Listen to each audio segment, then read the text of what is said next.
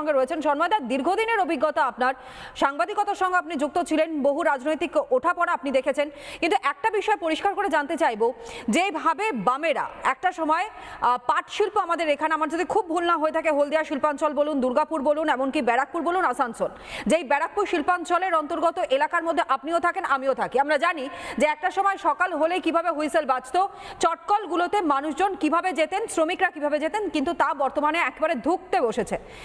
একটাই মাত্র বামেদের সময় আমরা দেখেছি তারা হরতাল ডাকতো বিভিন্ন সময়, হরতাল ডেকে কার্যত এই শিল্প ভাবনা বা এই চর্চা বা সংস্কৃতি সেটাকে সম্পূর্ণভাবে নষ্ট করেছে। চাইলে কি তারা পারতো না যে নতুন করে আরো নতুন কিছু ভাবনা চিন্তার সামনে আনতে, শিল্পকে আরেকটুখানি উঁচু দরে কোনো জায়গায় পৌঁছে দিতে?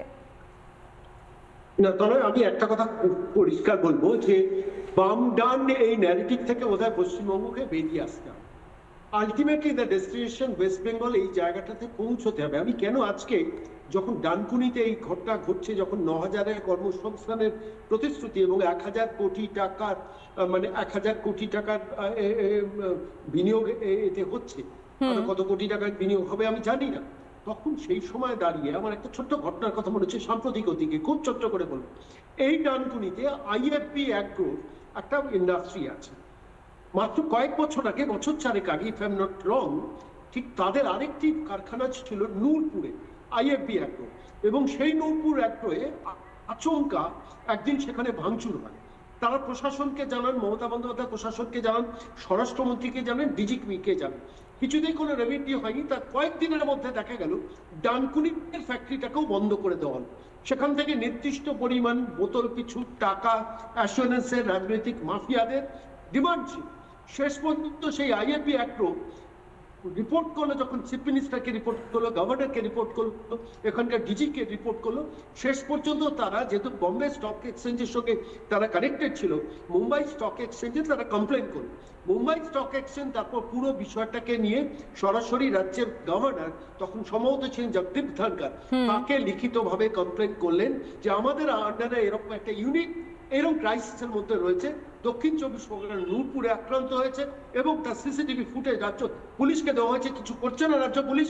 তারপর ডানকুনিতে আক্রান্ত হয়েছে, তাহলে কি এই কারখানাটা, ফ্যাক্টরিটা বন্ধ হবে?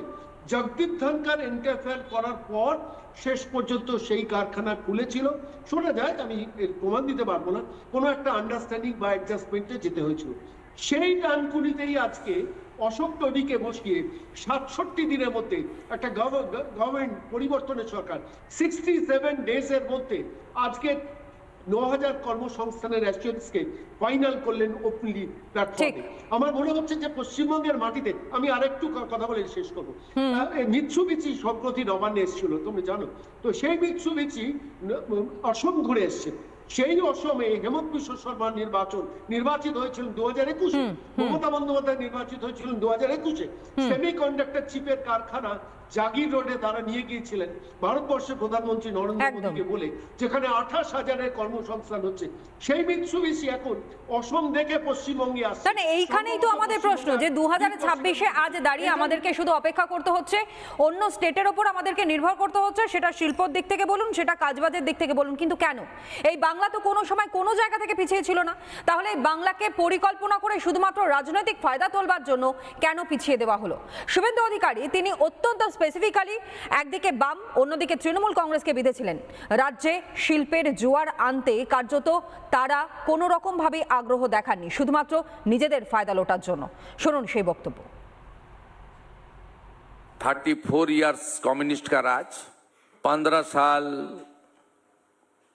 टीएमसी का राज, नीचे एडमिनिस्ट्रेशन सिस्टम पॉलिसी ये सब थोड़ा गड़बड़ था। 34 इयर्स ओनली पार्टी ऑफिस बनाया, और जितना भी इंडस्ट्री बिजनेस है इनकलाब जिंदाबाद लॉक एंड की।